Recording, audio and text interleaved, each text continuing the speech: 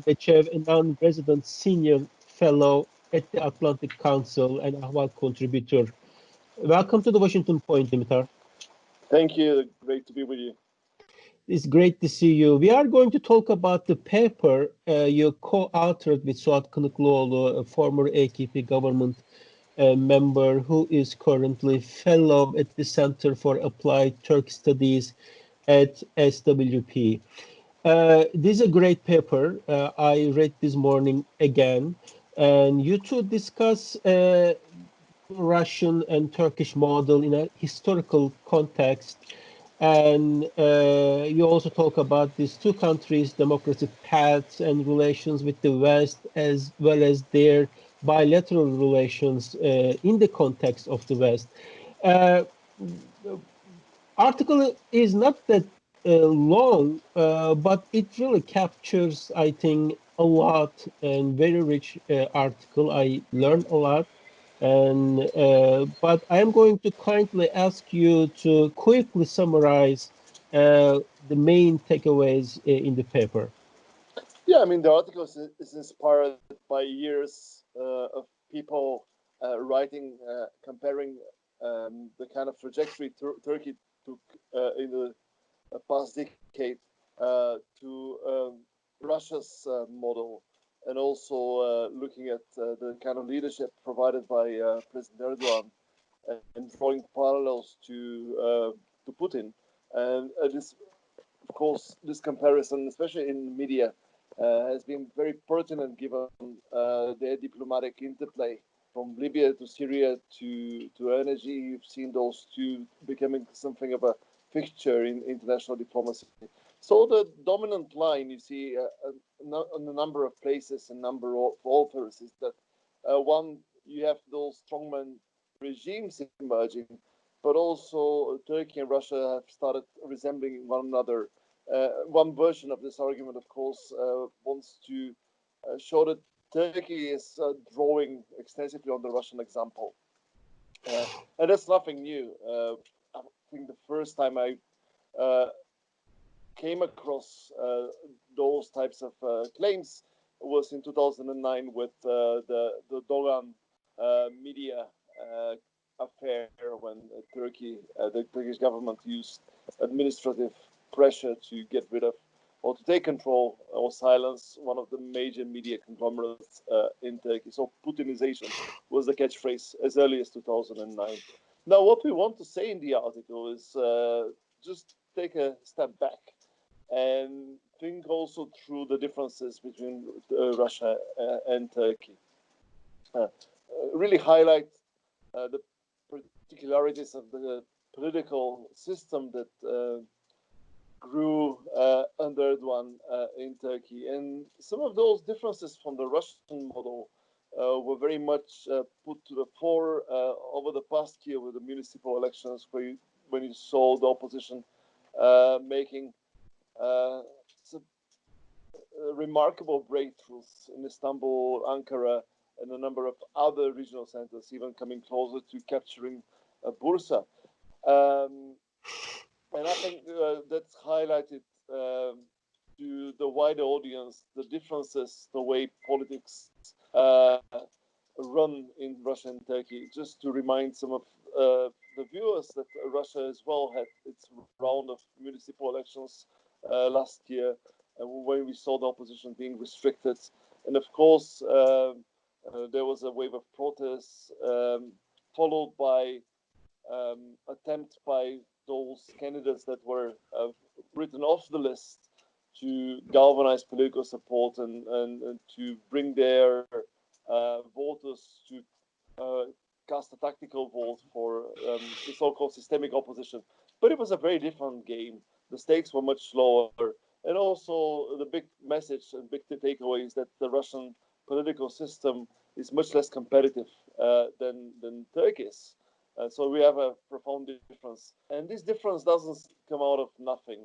If you think about the longer-term democratic history of both countries, then Turkey really stands out because it has half a century or more of multi-party politics.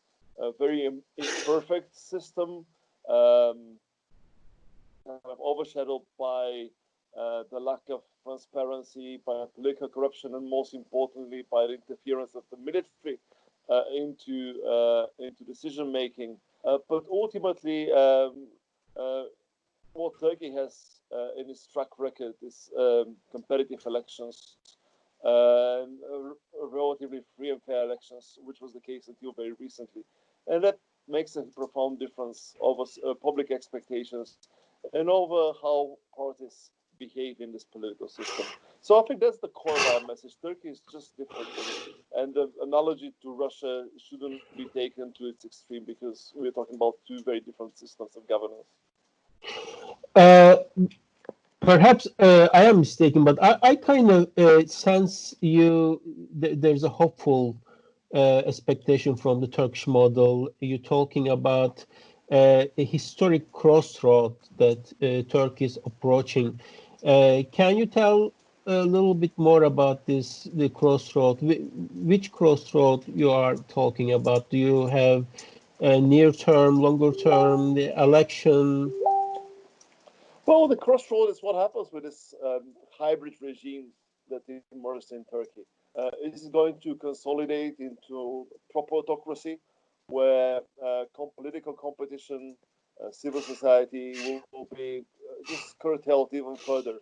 And of course, here now with the emergency situation around COVID, is an interesting sidebar in this whole development. Or is it over time, and especially after Erdogan's exit from political life, going to relapse into the kind of system we've known for many decades, which is to say a messy democracy, a competitive multi-party system, which is not characterized by strong institutions and the rule of law, but it's democratic in the broader sense nonetheless.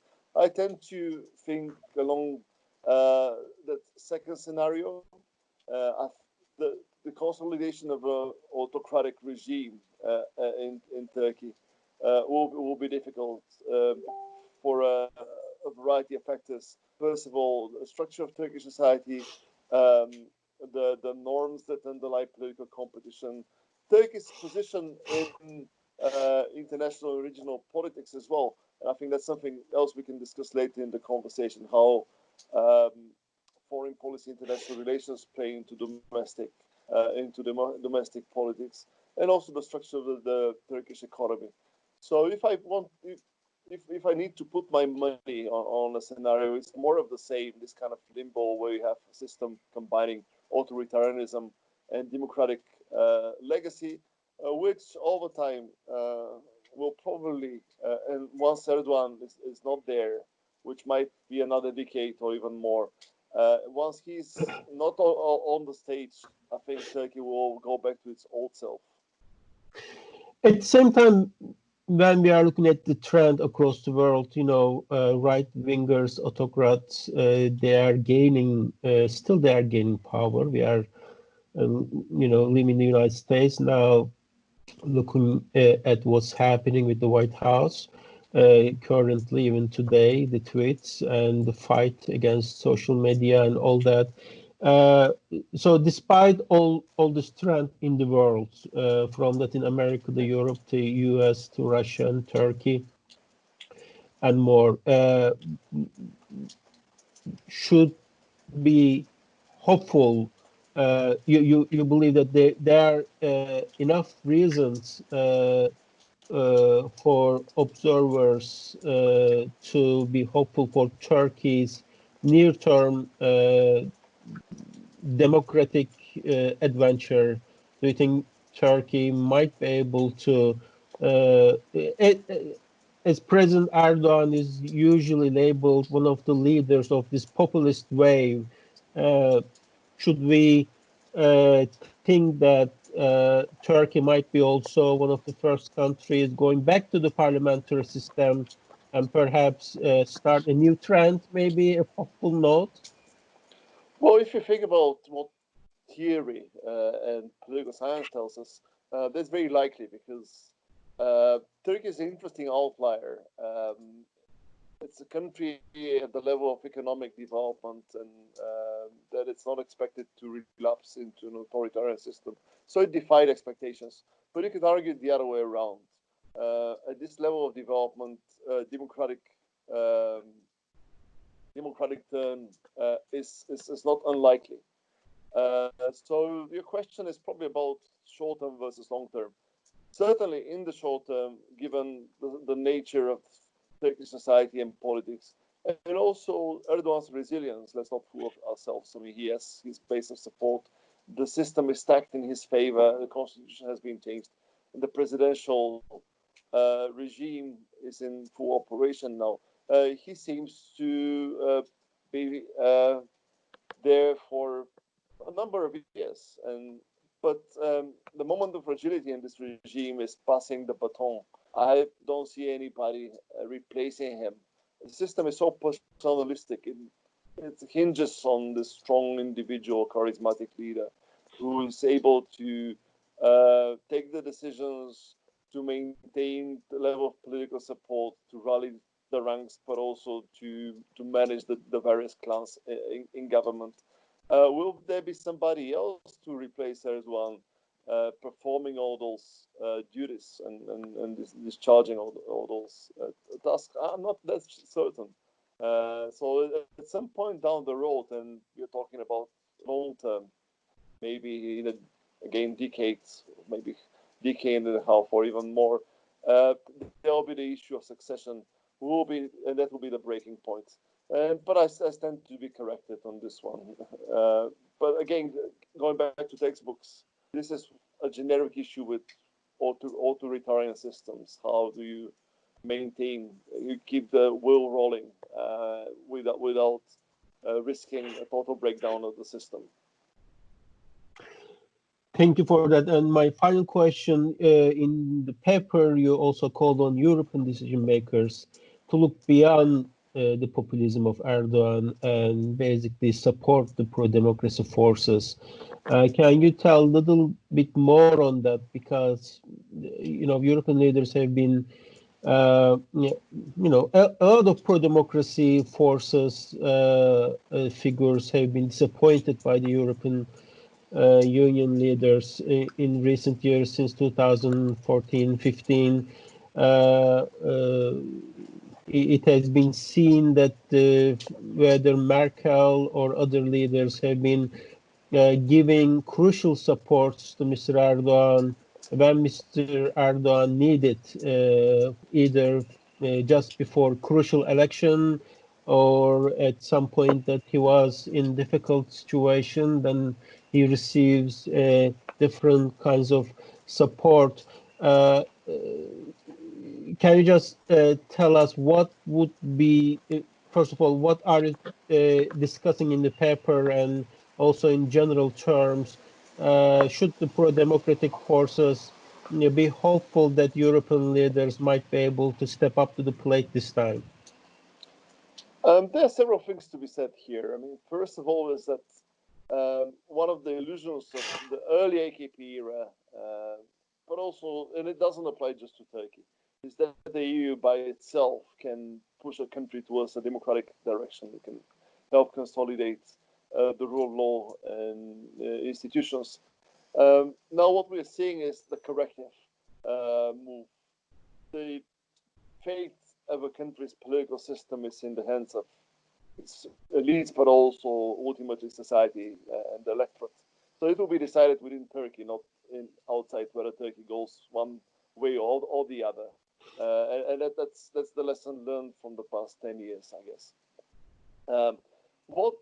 Secondly, European leaders are in a difficult spot because, on the one hand, they need Turkey to be on their side because Turkey is a partner of so many issues, including the economy. If there is another financial meltdown in Turkey, it's not that it will be undermining the big European countries' economies, but many financial institutions and banks will take a hit in Europe as well from Turkey. So, and then of course there's the migration issue. So there are pragmatic reasons to maintain cooperation. Even if Turkey has drifted away from the West, if you look at the data, hard-nosed economic figures, you see that a divorce from Europe is not possible. It's simply not in the cards. So whoever happens to be in government in Ankara, there'll be a basis for cooperation. But what we want to say in the paper is that a lot European leaders, governments, and civil society, and so on and so forth, should be thinking about the long term as well. There is Turkey beyond Erdoğan. He's not the country itself, although he has come to personify today's Turkey, the new Turkey, if you will. There's also the opposition, there's civil society, and all manner of support should be given to them, because at the end of the day, Europe has a vested interest in Turkey becoming more democratic rather than less democratic. So to summarize the messages, I don't think European leaders can achieve much, but just shutting off these other actors in Turkish domestic politics, turning your back to them, is not a very wise policy. And by the way, the same applies to Russia. There's Russia beyond Putin, and Russia, despite its very limited democratic track record, which we highlight in the paper, is similarly facing those long-term issues, and democracy is not all the cards there. So in the same way that European governments and leaders should support, even indirectly, democratic actors in Turkey, they should do the same in Russia as well. Okay, thank you so much for your time this morning, and we are going to link to your great paper in the piece we are going to write and the post this podcast. Hope to see you soon again. Thanks so much, and have a great day. Thanks so much.